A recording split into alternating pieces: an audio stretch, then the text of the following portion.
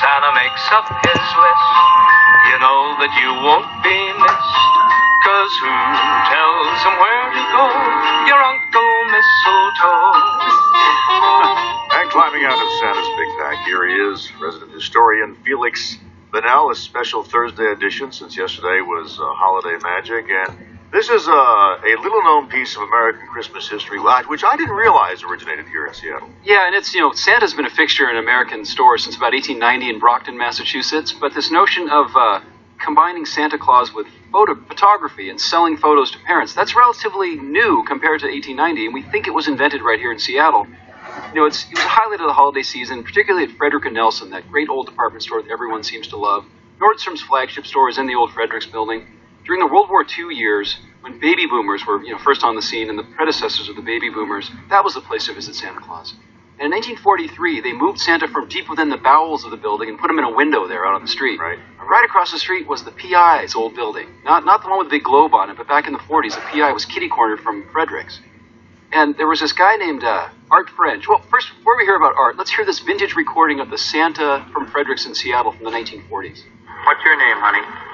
My name's Patty, because I thought you meant me. Oh. And what do you want for Christmas? I want a doll crib A doll crib. What else? and a little doll that cruising around. And what else?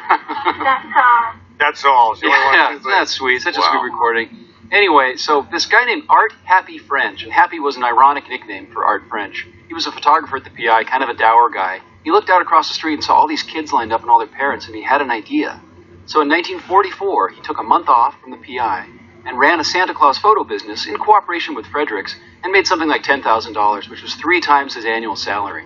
And the only reason we know this is because Time magazine did a story in March of 1946 about how this business had developed, how Happy French had quit his job at the PI and was, doing Santa photos.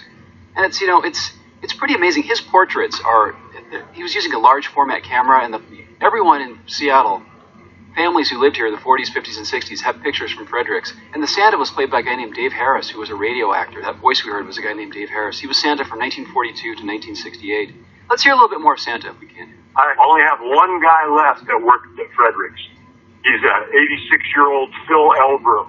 He's working at Lake Forest Park in the old Fredericks set. The cozy cloud cottage with the gold throne, fireplace, hidden photographer.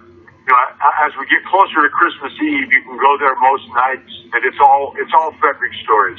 We've been doing this for 40 years. We're the 4th generation.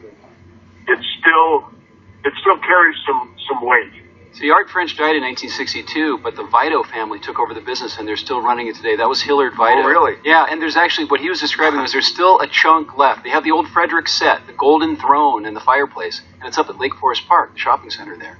And there's 2 more shifts for one of the last remaining living Frederick Nelson Santa Clauses, Santa Phil. So that's going to happen. He's going to be there this Sunday and then on Christmas Eve. And it's pretty amazing because...